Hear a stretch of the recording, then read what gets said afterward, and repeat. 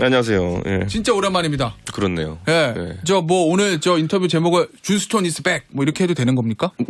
뭐 근데 뭐 어디 떠난 적이 없었어요. 예. 예, 그냥 그 어느 정도 책 쓰고 이렇게 할 일 하면서 있었는데 예. 요즘 방송 나올 때마다 드디어 복귀 뭐 이렇게 하더라고요 이제. 아니 왜냐면 예. 이준석 전 대표 같은 경우 1인 1페북의 창시자나 마찬가지인데 예. 한동안 사실 페이스북에 글도 안 올라오고 조용히 자맹을 하다가 최근에 페이스북에 글이 올라가는 저 속도가 예전과 이제 비슷해졌습니다. 이준석 대표 특유의 저 페북 글 패턴이 있잖아요.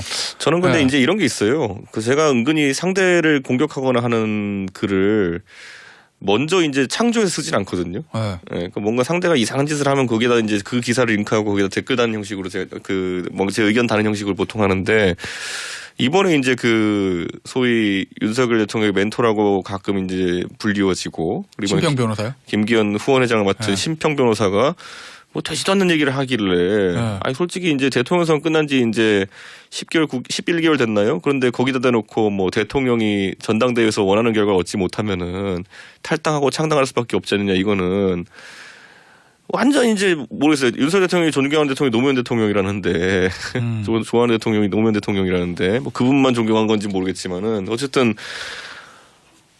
너무 어디서 본 것 같은 기시감이 들잖아요. 예. 대통령직 못 해먹겠다. 당을 네. 새로 만들어야 된다. 예. 그걸 실제로 했잖아요. 노무현 대통령은. 예. 저는 그게 심평 변호사가 자기 생각 그냥 망상이든지 아니면 자가 발전이든지 네. 뭔가 제가 지적하면은 대통령실이든 김기현 캠프에서든 뭔가 해명을 할 줄 알았어요. 근데 좀 신기한 게 뭐냐면 오히려 더 단독 인터뷰를 자청해가지고 말씀하시더라고요. 그 얘기를. 근데 이제 인터뷰 보면 심평 변호사는 네. 이거 대통령실에 의논한 거 아니다. 뭐 말은 그렇게 하고 그리고 어제 보도 보니까 여권 고위 관계자 뭐 친윤계 고위 관계자 말로 그죠. 저 일고의 가치도 없는 얘기다. 탈당은 뭐 이런 얘기를 이틀 나오는데. 전에는 대통령실과 교감해서 한 발언이라고 했어요. 또 심평 변호사가. 심평 변호사가요? 네. 그러니까 네. 뭐 왔다 갔다 하는 건데. 그러니까 그러면 저 같으면요. 이제 그럼 자 좋다 그러면 대통령실 의견 맞다 그러면은 김기현 후보 이것 때문에 타격 많이 입고 있거든요. 그래요. 네, 심평 변호사 발언 때문에 당내가 완전히 지금 부글부글이에요. 그렇습니까? 그러니까 우리가 네. 이제 20년이 다 돼가지고 많이 까먹었지만은 열린우리당식 창당이라고 하는 거는요. 이거는 거의 멸망전입니다. 그 여권 세력 내에서. 네. 그때 노무현 대통령께서도 이제 열린우리당을 창당해서 나가면서 당에 있던 잔존 세력이었죠. 그때 민주당, 남은 민주당이 이제 거기에 저항을 세게 하고 네. 뭐 그런 식으로 이제 해가지고 그 당시 여권이 분열해가지고 망해버리거든요. 근데 마찬가지로 지금 물론 그때 탄핵 역풍으로 이제 잘 되긴 하지만은 근데 저는 지금 봤을 때 그런 언급 시나리오가 나왔다는 것만으로도 네. 예, 보수 진영에서는 뭐 트라우마죠. 자, 그러면 일단 심평 변호사는 최종적으로는 개인 의견이라고 했고 네. 친윤계 관계자 그다음에 용산 대통령실 관계자도 일고의 가치도 없는 얘기다라는 식의 얘기는 했습니다. 자, 그건 그렇다 치고 이준석 대표 개인적으로 보시기에는 윤석열 대통령의 정계 개편과 신당 창당 가능성이 있다고 보세요? 아니면은 전혀 없을 거라고 보세요? 그러니까 아까 노무현 대통령 케이스 계속 얘기하는 게 뭐냐면은 노무현 대통령이 임기 초기에 굉장히 고생 많이 했죠. 네. 근데 동력이 없죠, 그러니까. 그러니까 그래서 동력이 없었으니까 억지로 창당을 했는데 네. 거기에 이제 그 당시 한나라당이 과민 반응해가지고 탄핵을 하면서 선거에 졌어야 되는 열린우리당이 대박을 치는 겁니다. 네. 그러니까 태생적으로 좀 이상한 그 시작을 가졌던 그런 창당 시도였기 때문에 그것과 비교해가지고 그걸 생각하고 지금 움직인다는 거는 말도 안 되는 행위죠. 그러니까 저는 그 가능성이 낮다고 생각하고 지적한 건데 심평 변호사가 저렇게 나올 줄 몰랐습니다. 알겠습니다. 전당대 얘기 좀 해볼게요. 이준석 전 대표 제가 이준석 전 대표를 안 이후로 모든 당내 선거나 아니면은 저 본 선거를 그냥 지나간 적이 없거든요. 본인이 출마라든지 아니면은 선거를 기획하든지 했었는데 이번에는 이제 사실 본인 출마가 좀 어려운 상태고. 네. 이번에 만약 첫 번째 징계로 끝냈으면 저 나왔어요 지금. 1월 7일자로 끝났어. 아 그러면 나왔을 겁니까 전당대? 근데 못 나오게 하려고 징계 한 번 더 했잖아 이제 보면. 그래요? 내가 진짜 이 어이없는 네. 인간들 진짜 내가 진짜. 아니 그저께 이제 그 컷오프 되고 나가지고 이 강신업 변호사가 이제 한마디 했잖아요. 네. 그 페이스북에다가 이제 호쾌한 글 올렸잖아요. 네. X 같은 당이라고. 네. 제가 살다 그 강신업 변호사 의견과 약간 비슷한 의견을 갖게 되는 그런 날도 있네요. 아 그래도 본인이 당 대표를 지내고 큰 선거 2번을 승리를 이끌었던 당인데. 그러니까 저는 그렇게 강신업 변호사의 과격한 표현을 쓰지 않겠지만은 강신업 변호사가 이렇게 공감 가는 페이스북을 올리다니 이렇게. 네. 자 어쨌든 근데 이번 선거도 이준석 전 대표 사실 저는 개인적으로 이준석 전 대표가 이번 선거를 어떤 위치에서 어떻게 임할까가 궁금했는데 실질적으로 등판한 거나 저는 마찬가지라고 보이거든요. 자, 천하람 대표 후보의 천하람, 예. 존칭 빼고 최고위원 후보의 허은하, 김용태, 청년 최고위원 후보의 이기인 네. 이 네 사람, 네. 이 네 사람의 이 전당대 선거를 이준석 전 대표가 최종적으로 기획하고 컨트롤하는 게 맞습니까, 아닙니까? 정말 기획 컨트롤까지는 몰라도 네. 어쨌든 그 후보들도 당내 선거나 큰 선거가 처음이에요. 하다못해 허은하 의원도 비례의원이기 때문에 그렇죠. 이게 사실상 김용태 최고위원은 지난번 전당대 한번 했었잖아요. 그렇죠. 전당대 했는데 그때는 이제 또 거꾸로 뭐냐면 저랑 같이 일정 다 했거든요. 그러니까 딱히 뭐 네. 독자적인 기획을 하고 이런 상황 아니었거든요. 네. 그러니까 저는 이번에는 좀 그 넷을 좀 조율할 필요가 있다. 예. 메시지나 이런 것들을. 왜냐하면 이게 사실 공약이나 이런 것들이 이제 대표 선거는 그래도 주목을 좀 받는데 네. 최고위원 선거는 사실 주목이 잘 안 돼요. 최고위원 후보에 나오는 사람들이 무슨 말 하는지 별로 관심도 없고 언론에서 네. 그렇기 때문에 이게 같이 보조 맞춰가지고 메시지를 관통시키는 게 중요하고 그래서 공동 이벤트 같은 건 제가 기획을 좀 하는 것도 있죠. 공보 이벤트요? 공동 이벤트. 네. 알겠습니다. 지금 본인 이걸 좌파 의원이라고 후보라고 해도 되는 건지 모르겠는데. 예. 지난번 옛날 좌파 그랬더니 좌파랑 구분 못해가지고 되게 막 해가지고 우리 자, 쪽. 예. 예. 그 이준석 개라고 할게요 그냥. 그냥, 이준석계 후보 그냥 4명의 지금 성적표는 어떻게 보고 있어요? 글쎄요. 이번에 뭐 언론사에서 이제 슬슬 여론조사를 돌리는데 아마 최고위원 여론조사는 그렇게 많이 안 나올 겁니다. 그렇겠죠. 그런데 지난번에 하나 돌린 거에서 보면은 어쨌든 8인 컷오프권에는 아까 언급했던 네. 허은하 김용태가 들어가는 것으로 보이고 네. 그다음에 이제 그 중에 하나는 당선권에도 있는 것 같고 4인 안에 들어가는 걸로. 예, 그렇기 때문에 저는 그게 CBS 조사 어제 나왔던 거거든요. 네. 근데 그걸 보면 좀 고무적이다. 그런데 이제 이걸 보면 ARS 조사에서는 천하람 후보도 좀 수치가 이제 진입을 8, 9로 했으니까 저는 괜찮다 이렇게 보고. 근데 면접 조사는 보면은 뭐 2 때도 나오는 게 있어요. 사람 그러니까 이게 전형적인 뭐냐면은 면접 조사는 이거 면접원이 전화해가지고 누구 지지하세요 이러면은 이렇게 있잖아게 뭐 이준석이랑 같이 얼굴 보이는 무슨 뭐 누구더라 이러면 모르는 거잖아요. 이제 보면 인지도 문제죠. 그러니까 그 면접 조사에서는. 그래서 이거를 저는 시간이 지나면 좀 더 개선될 거라 보고요. 제가 이맘때쯤 지난 전당대 때 2021년에 첫 여론조사 13%로 진입했을 거예요. 예. 그런 천하람 변호사가 지금 저보다 훨씬 인지도가 낮은 상태 출발해서 8, 9로 시작한다는 거는 나쁘진 않아요. 그러면은 이준석 대표의 분석에 따르면 아니, 객관적으로 저는 그때 그리고 주호영 나경원 후보랑 싸웠잖아요. 그 두 분의 인지도나 당내 어떤 지지세라는 것이 지금 이제 있는 소위 말하는 그 안철수 김기현 후보보다는 훨씬 인지도도 좋고 그리고 당내 세력도 컸습니다. 이 얘기는 상대 후보는 그때보다 지금이 좀 훨씬 더 떨어지고 상대하기 수월하고 그렇기 때문에 나는 13으로 출발했지만 천하람보다 8로 출발하니까 내가 좀 매니징을 하면 나와 같이 돌풍을 일으킬 수 있다 뭐 이렇게 들리는데 맞습니까? 그건 너무 자만감 있는 얘기고. 근데 그때는 또 이제 뭐냐면 저희 야당이니까 실력만으로 승부할 수 있었는데 근데 지금은 이제 여당이죠. 원래 전당대에 끼면 안 되는 분이 등장했잖아요. 그렇습니까? 대통령이 지금 등장하셔가지고 아니 그저께까지는 뭐 다들 뭐 당무 개입이니 뭐 이런 거를 언급하는 걸 주저했었는데 뭐 어제는 대통령실에서 오피셜로 아니 당비 300만 원 내는데 얘기 좀 할 수 있는 거 아니냐 이러잖아요 보면은. 저도 대표할 때 당비 한 200 넘게 냈을걸요? 제 말은 안 듣던데. 당비 200 가까이 내던 당대표는 맨날 뭐 뒤에서 총질하고 이렇게 하던 사람들이 지금 당비 300 내니까 말 좀 하자 이러는 거는 뭐 하여튼 원래 그런 사람들이지만은 장난하자는 건가. 알겠습니다. 그 얘기 좀 이따 해보고 이제 이준석계 후보들 얘기들 마저 좀 해볼게요. 천하람 후보 어디까지 갈 수 있을 거로 보세요? 뭐 저는 컷오프는 통과할 거라 보고요. 그다음에 이제 이런 게 있어요. 결선인데. 김종인 이준석식의 선거라는 게 그러니까 왜 보수 정당은 지금까지 계속 4번 지다가 김종인 이준석이 잡고 난 다음에 3번을 연속 이겼느냐 보면은 이런 게 있어요. 시작할 때 지형을 이제 그을 때 우리가 무조건 51% 이상 먹을 수 있는 지형을 끊고 가거든요. 그 땅에 처음에는 건물이 안 지어져 있고 비었다 하더라도 땅 자체를 넓게 잡아요. 지금 이제 단순하게 이것만 보시자고요. 그러니까 자 그러면 이번 전당대회 최대 화두는 대통령실에서 윤심 논란을 만들어 버렸어요. 그러면은 김기현 후보는 누가 봐도 윤핵관 후보 같이 돼 있고, 그다음에 안철수 후보는 언제나 그렇듯이 그 친윤 호소인 비슷한 거 하다가 지금 이제 약간 배척당한 느낌 네. 이런 거고 이제 천하람 후보는 처음 시작할 때부터 뭐 간신배와 윤핵관을 몰아내겠다 뭐 이런 거 아닙니까 보면은 이 지형이 어디가 넓어지냐 싸움이에요. 예. 근데 이제 구도. 예. 이게 제가 이제 누가 안철수 후보의 선거를 보통 항상 보면은 왜 안철수 후보는 시작은 창대하거나 끝은 미약하느냐. 네. 이거에 대해서 이제 물어보면요. 이거는 뭐 어려운 분석이 아닌 게 매번 그 지형에 있어가지고 모호한 지점을 잡아서 그래요. 예. 모호한 지점을. 네. 예. 근데 이런 거잖아요. 예를 들어 뭐 지난번에도 보면은 대선 같은 때도 보면은 아니면 지난 총선 때도 보면은 네. 뭐 이상한 거래요. 나는 뭐 그 지역구 후보는 안 내겠지만은 비례는 내겠다. 그리고 네. 위성정 당하겠다. 네. 아무하고도 상의 안 하고. 그 당시에 미래통합당에 있던 사람들하고 안철수 대표 상의한 게 없어요.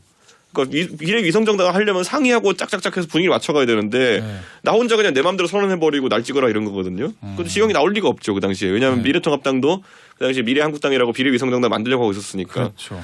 근데 그 다음에 대통령 선거도 보세요. 단일화 안 한다고 이제 막 하다가 갑자기 한다고 하다 손가락 자른다 그랬다 난리 났잖아요. 보면 맥락이 없잖아요. 그러니까 지형 자체를 넓게 못 잡고 가는 그 측면이 있기 때문에 지금도 보세요. 저 정도로 두들겨 맞았으면요. 명분이 생긴 거예요. 비윤이 아니 반윤을 할. 비윤이든 반윤이든 자기가 어떻게 만들어가야 명분이 생긴 거거든요. 그런데 약간 지금 느낌 보면은 뭐 정확히 뭔지 모르겠는. 네. 예. 거기서 갑자기 잠적이 선택지가 나오잖아요. 이제 보면은. 네. 그래서 저는 저런 게 약간 모호성 때문에 한계성이 있을 것이다. 이런 생각을 하죠. 그러면 저 천하람 후보는 완전히 반윤으로 간다. 선명성이겠죠. 선명성인데 그 중에 보면 이제 뭐냐면은 윤핵관 그러니까 이런 거예요. 그 인터넷에 짤방 중 유명한 게 그런 게 있어요. 게임은 이기기 위해서 하는 게 아니라 상대를 빡치게 하기 위해서 하는 거다. 근데 이게 왜 그러냐면 이거 왠지 이준석 전 대표 특유의 전략인 것 같은데. 아니 근데 딱 들으니까 이게 약간 그래서 진짜 뭐 사람 도발하는 게 목적이란 게 아니라 네. 지금 예를 들어서 대통령에서 가장 민감하게 생각하는 프레임이 뭡니까? 윤핵관 프레임이잖아요. 네. 그걸 안철수 대표가 임에 담았다는 것 때문에 지금 이제 저러고 있는 거잖아요. 네. 그럼 사실 그래서 안철수라는 사람은 결국에는 나 그럼 윤핵관이다 안 쓰겠다고 깽깽하고 빠졌잖아요. 안 쓰겠다고는 했죠. 그럼 앞으로 윤핵관이라는 단어를 쓸 사람은 누가밖에 없어요. 천하람밖에 없죠. 네. 그럼 윤핵관 대 안티 윤핵관으로 가게 되면은 구도가 예, 천하람 후보가 이걸 다 먹는 겁니다. 이 구도를 왜냐 안철수는 말 안 하겠다고 했잖아요 자기가 지금 말하면 또 이제 이상한 사람 되는 거잖아요. 그러니까 윤핵관이라는 용어는 이미 매우 대중적으로 중요한 용어고 예. 윤핵관은 윤핵관이야 부를 수 있는 자와 윤핵관은 윤핵관이야 부를 수 없는 자 윤핵관이라는 얘기를 들으면은 그 깊은 빡침을 느끼는 사람들 뭐 이런 정도로 선거가 재편되는 거거든요. 그래서 이제 한번 보세요. 이제 보면은 할 말 다 저는 안철수 만약 후보가 지금 제가 안철수 후보를 안철수 후보를 조언하는 의미에서 이번에 토론회 가면요. TV 토론회 가면 천하람 후보 분명 물어봅니다. 안철수 후보 앞에 놓고 뭐 김기현 후보 답은 뭐 들을 의미가 없으니까 왜냐면 뭐 뭐라고 답할지 뻔하니까 안철수 후보 지난번에 국민들이 우리한테 굉장히 실망하게 된 계기 중에 하나가 바른 말을 하지 못한다는 지점인데 그때 순방 때 바이든으로 들었습니까? 날리면으로 들었습니까? 야 이거 예상 문제야 지금 TV 토론 안철수 후보 측에 알려주는 겁니까? 제가 다 까발리지만 답 못해요. 뭐라 답하겠어요? 네. 자 바이든이라고 답하면 어떻게 되겠어요? 그러면은 또 이제 용산에서 난리 나겠죠. 날리면이라 그러면 국민들 인식이 야 안철수는 그래도 상식적인 사람인 줄 알았는데 국민들 70% 넘게 날리면이 아니라 바이든이야 들었는데 저거 하나 말 못하는 사람이 나중에 공천 가가지고 자기 의견 얘기할 수 있을까? 예. 그거 외에도 물어볼 거 정말 많잖아요. 제가 뭐 굳이 다 열거하지 않겠습니다만은 어떻게 하겠죠? 어떻게 하죠? 뭐 김기현 의원은 생각할 필요도 없고. 그러면 이제 얘기는 중원의 가운데 쪽에 있는 안철수 후보는 양쪽에서 지금 압박을 받을 거고 결국 김기현 후보 대 천하람 후보의 양대 대결을 될 수도 있다 뭐 이런 취지? 그러니까 정치적으로 결국에는 구도는 네, 그렇죠. 그러니까 토론 들어가고 하면은 맨날 이제 뭐 이런 거잖아요. 그 뭐 가끔가다 안철수 후보가 이제 그 이상한 그 썰렁 개그 하는 것도 있고 하잖아요. 뭐 가장 좋아하는 라면이 뭡니까? 그러면 뭐 국민과 함께라면 뭐 이런 거 있잖아요. 보면은 그래요. 그러니까 그런 거류로 이제 회피할 수 있는 얘기들이 아니에요. 이제 보면은 본질적인 얘기다. 본질적인 예를 들어 전당대에 나왔으면요. 1년제 차관 총선에 대해 가지고 당신 만약에 대표가 됐다. 그런데 용산에서 예를 들어 검사 명단 40명 들이밀었다. 예를 들어 영남에 40명 들이밀었다. 당신 어떻게 하겠느냐? 뭐라 답할 것 같아요? 답하기가 애매하다. 애매한 게 아니라 답은 뻔하지 뭐. 야 이거 재밌겠네요. 첫 번째 TV 토론. 자 근데 이준석 전 대표 때하고 지금이 좀 선거 룰이 다른 게 네. 이준석 전 대표 당선될 때는 여론조사 반영비는 높았잖아요. 네. 아마 그때 당원만 가지고 했으면 이준석 대표도 저는 쉽지 않았을 것 같거든요. 어쨌든 당원에서는 졌으니까. 근데 지금은 100% 당원 투표란 말이에요. 근데 친윤 대 반윤 구도로 해가지고 반윤을 표방하는 천하람 후보가 어디까지 갈 수 있을까? 그때도 만약에 당원을 만약 100%였으면 지는 게 아니라 당원 100%였으면 이준석이 전략을 거기 맞춰서 했겠죠. 그러니까 그거는 지금 와가지고 그렇게 판단하면 안 되는 것이 전략이 바뀌었을 거다. 그때는 전 그랬잖아요. 이제 보면은 결국에는 고공전에서 어느 정도 이제 치고 나가는 그런 거였고 그러니까 저는 압도적인 우위를 만들기 해가지고 대구에 가가지고 뭐 그때 나경원 후보가 박정희 공항 만들겠습니다 이럴 때 저는 거기 가서 박근혜 탄핵은 정당했다 이런 거 이제 거기에 맞는 전략을 펴는 거죠. 그런데 그 연설은 굉장히 좀 대단한 연설이었기도 해요. 대구 나머지도 되게 연설. 대단했어요. 그러니까 다 이제 이준석 대표는 역시 일관성이 있습니다. 스타일이. 아니 근데 이걸 제가 얘기하는 게 뭐냐면은 전당대회는 이제 시작인 게 뭐냐면요. 제가 한 달 전에 전당대회 있기 한 달 전에 제 지지율이 13 이 정도 됐어요. 여론조사 보면. 그 다음에 바로 일주일 정도 지나가지고 오늘 이제 비전 발표라는 걸 하거든요. 그거 하고 나가지고 하루에 한 1, 2%씩 올라가더라고요. 근데 이제 그게 이제 관건이고 저는 이번에 아까 당원 100%라고 그랬잖아요. 이 방송을 들으는 만약 청취자분들 중에서 당원이 아니신 분들이 있거나 혹시 다른 당 지지자가 있다 하더라도 우리 그 국민의힘의 전당대회를 한번 뭐 식사 자리나 오늘 열 때 화두에 한번 올려보세요. 테이블에서. 이게 뭐냐면은 만약에 지금 뭐 대통령실에서 이제 뭐 솔직히 지금 뭐 가스비 올라가지고 사람들 미치겠는데 그거 신경 쓰는 것보다는 당무 개입만 하는 것 같다 이런 것 때문에 화나신다면은 식사 자리에서 얘기를 하세요. 네. 친구들이랑 밥 먹을 때 직장 동행 밥 먹을 때 옆자리에 당원이 앉아 있을 수 있습니다. 아, 100만 당원이니까 그런가요? 100만 여러분 어디 식당까지 앉아 있으면요. 그중에 식당 안에 당원이 한 두셋은 있어요. 다 티 안 내서 그렇지. 그러면은 그 분위기가 전달이 된다. 조금씩 영향을 미칠 겁니다. 그게 원래 이게 아무리 당원 100%를 한다 그래도요. 분위기는 국민적인 분위기 따라갈 수밖에 없습니다. 저 하나만 더 여쭤볼게요. 당원 관련해서. 제가 알기로 이준석 전 대표가 당 대표 될 때 소위 말해 이준석 전 대표 전성기 때 이준석 대표 보고 들어온 2030 당원들이 좀 있잖아요. 제가 알기로는 이준석 대표는 그 당원들의 결집력하고 충성도에 대한 굉장한 확신이 있는 걸로 알고 있는데 그 파워가 어느 정도 영향을 미칠 거로 보세요 이번 전당대회에서? 되게 재밌는 게 뭐냐면요. 그 보통 우리가 봤을 때 유승민 후보가 이제 얼마 전까지 이제 후보군을 분리됐을 때 유승민 의원 후보 물렸을 때 유승민이 민심에서는 강하고 당심에서는 약하다라고 했잖아요. 그렇게 이제 대부분 여론조사 결과가 나왔는데 당심이 진짜 약하긴 하던데 보니까. 근데 더 웃긴 게 뭔지 아세요? 그 얼마 전에 그 고성국 TV라고 유튜브에서 그 실제 돈 주고 공표용 여론조사 했어요. 아 그래요? 네, 근데 거기에서 뭐 숫자는 제가 언급하지 않겠지만은 되게 웃겼던 게 뭐냐면은 유승민 의원이 민심에서는 높고 그 당심이라고 보통 하는데 이게 지지층 여론조사거든요. 당 지지층이냐고 물어보는. 거기선 낮고 확실히. 근데 그 다음에 이제 그 여론조사 재밌는 게 뭐냐면은 당원인지를 또 물었어요. 당원인지에서는 당 지지층보다 높게 나와요. 덩어리표가 있는 거죠. 유의미하게 높게 나왔어요. 덩어리표가 있다? 덩어리표가 있는 거고 이걸 보셔야 돼요. 그 당 지지층 조사라면은 가장 웃긴 게 뭐냐면은 그 인구 비례가 안 맞거든요. 그렇죠. 그러니까 뭐냐면 우리 당의 당원 통계를 전 다 보고 왔으니까 남녀 비율이 6대 4입니다. 남자가 6이에요? 네. 그 여정이 4거든요. 이것만 보정해도 지금 당 지지층에서 굉장히 다른 결과가 나옵니다. 오, 야, 이거 재밌겠네. 네. 그러니까 그거를 해야 되는데 언론이 그런 분석을 안 하고 지금 이제 피상적으로 보는 거죠. 알겠습니다. 자, 천하람 후보가 어디까지 갈지 과연 제2의 이준석이 될 수 있을지. 오늘 혹시 이제 시간 되시는 분은 저희 10시부터 이제 비전 발표한다 그러거든요. 유튜브 한번 보세요. 천하람 신났습니다, 지금.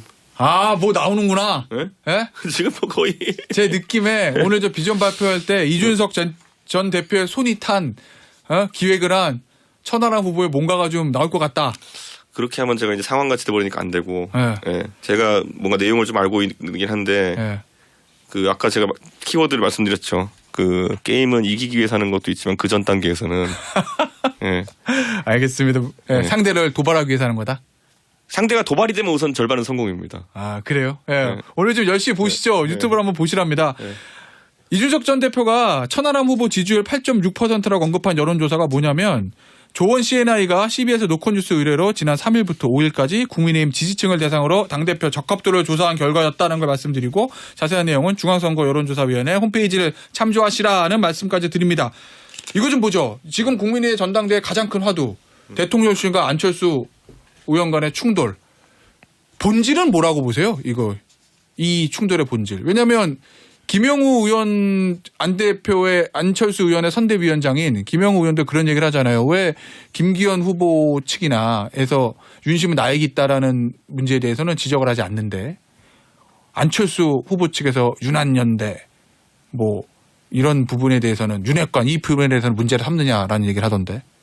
하나만 하는 소리 하고 있는 거예요. 뭐 국민들이 왜 몰라 다 알지 국민들은. 예. 그러니까 충돌의 본질은 뭐로 봐야 돼요 지금? 아니, 당권 장악이 목적이니까 그냥 거기에 맞게 다. 용산에. 예, 아니 그러니까 요즘 제가 이제 가가지고 제가 며칠 전에 천하람 후보랑 같이 대구 경북 쪽 다녀왔는데 대구 경북 쪽 가서 동성로에 그냥 앉아가지고 있잖아요. 그러면은 어르신들이 와가지고 저한테 그래요. 딱 이렇게 얘기해.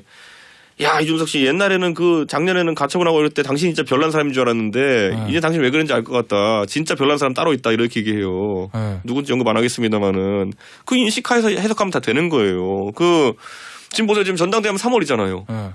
제 임기 6월까지였어요. 그다지 별로 차이도 안 나요. 근데 그걸 어떻게 해보고자 지금 이 사달을 지금 1년 가까이 하고 있는 거 아니에요 지금 보면은. 그러니까 그냥 국민은 다 알아요 무슨 상황인지. 네. 그러면 용산이 원하는 거는 김기현 후보다라고 이제 대부분 알려져 있기는 한데 굳이 김기현 후보를 용산에서 선호하는 이유는 뭐라고 보세요? 정치를 이렇게 쉽게 설명하면 뭐냐면요. 빚을 지는 정치를 하면요. 빚을 못 갚으면 파산이죠 당연히. 신불자가 되거나. 근데 그거를 그래서 잘 생각해봐요. 제가 전당대회 지난번에 할 때 왜 3명만 데리고 선거를 치렀을까? 저는 그때 간단했던 게 보면 저도 이제 그때 지지율이 높게 나오고 1등하고 이랬을 때 보면은 막 전화 와서 저한테 막 사무실 어디냐고 제발 내가 가서 뭐 자리 하나만 달라 뭐 본부장 자리 하나만 달라부터 뭐 전직의원부터 연락 많이 왔어요. 근데 제가 딱 차단하고 저는 가방 메고 전국 돌고 여의도에서 사람 안 만나는 이유가 뭐냐면요. 그게 득표엔 도움 안 되는 다 빚이 돼요. 자 보세요. 대통령 선거 때 지금 보면요. 많은 국민들이 여론조사 해도 보면요. 누구 덕분에 선거 이겼습니까 보면은 예전 뉴스토마토에서 한번 했던 조사 같은 거 보면은 이준석이 막 높게 나오고 윤핵관은 저 밑에 있고 그다음에 나머지는 이름도 이제 안 나오거든요. 그런데 지금 이제 논공 행상할 땐 거꾸로 가야 되는 거예요. 그러니까 그래가지고 예를 들어서 지금 우리는 알지도 못하는 어디 선대위에 무슨 본부에 있던 사람들 막 감사 가고 공기업 가고 이렇게 하잖아요 지금 보면은. 근데 이거 보세요. 그런데 여기에 가장 큰 판이 언제냐면 공천이에요. 그렇겠죠. 내년 총선. 총선 공천에. 자 윤석열 정부가 지금 초기에 어려움을 겪었지만은 더 큰 어려움은 언제 오냐면요. 나를 바라보고 지금 가서 방송에서 말도 안 되는 소리인 거 알면서 주변에 조롱당하면서 바이든이 아닌 난리면이라 했던 사람들. 솔직히 얼마나 가가지고 주변 사람 보기 부끄럽겠어요. 이게 청각의 이상인 사람처럼 돼버렸는데. 그러니까 그런 상황 속에서 가가지고 내가 공천도 못 받아. 그럼 어떻게 될지 이제 그 사람들의 깊은 빡침이 어떻게 될지 이제 사람들이 상상해봐야죠. 그러면 그 얘기는 대통령실의 일종의 친윤 의원들, 친윤 세력들 공천하기 위해서 당권 장악의 목적이다? 그러니까 우리가 생각하면 다르게 아마 이런 게 있는 거예요. 그러니까 이거는 저는 윤석열 대통령 어느 정도 이해하는 게 대통령께서 대선을 치르면서 빚을 지는 사람이 많을 거예요. 뭐 선거를 도와줬던 사람들한테는 그 사람들이 득표에 도움됐는지 안 됐는지 별개예요. 저는 거의 다 도움 안 됐을 거라 봐요. 제 이름도 모르는 사람들이 뭐가 도움됐겠어요. 그런데 그들에게 그걸 갚지 않으면은 그들이 언젠간 폭발한다는 거죠. 그러면 그 지지 기반이 완전 무너져 버리면은 이미 이 정부는 보수 진영 내 적이 많아요. 그러면은 그 다음에 누구랑 같이 국정을 운영하겠느냐에 대해 가지고 답이 없는 상황이 된 거죠. 근데 이런 건 없어요. 그러니까 예를 들면 대통령이 여당 대표가 본인과 100% 싱크로를 이루기를 바라는 거는 어떻게 보면 권력자의 본성이잖아요.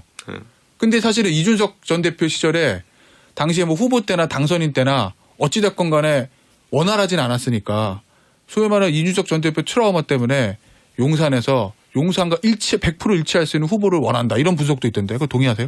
이렇게 보면 돼요. 그러니까 그런 거 인식 자체가 이렇게 돼. 대한민국 많은 국민들은 옛날에 그렇게 선대위 할 때 윤핵관들이 선대위 입국을 해가지고 그 모드로 계속 가가지고 있으면 뭐 민지가 왔어 뭐 이런 영상이나 만들고 있었으면은 선명한 대비잖아요. 그 민지에게 연락이 왔어 영상이랑 59조 쇼츠랑 누가 선거의 주도권을 갖고 있었냐에 따라 가지고 완전히 선거 결과가 다를 수 있었어요. 그걸 이제 많은 국민들은 알고 있죠. 그런데 그걸 이제 선거 치르는 사람은 대통령 선거 처음이었잖아요. 그러니까 인식이 다른 거죠. 이준석이가 나를 떨어뜨리기 위해 저러고 있다라고 생각하는 거죠. 예를 들어 제가 이제 예를 들어 뭐 그때 울산 가고 뭐 제주도 가고 이랬을 때 네. 1차, 2차 가출 사건. 제가 떨어뜨릴 생각 있으면요 훨씬 화끈하게 할 수 있죠. 제가 왜 제주도 갔다가 요즘 이제 제가 재밌는 게 뭐냐면 이제 김기현 후보가 이준석과 윤석열의 갈등을 울산에 제가 중재했습니다 이랬잖아요. 네, 그렇게 많이 얘기했죠. 그러니까 제가 이제 선거 때 뭐 자기 뭐 PR하는 건 제가 뭐 그 이해하긴 하는데 자 역사의 가정을 이제 한번 넣어보죠. 제가 그때 제주도에 있었거든요.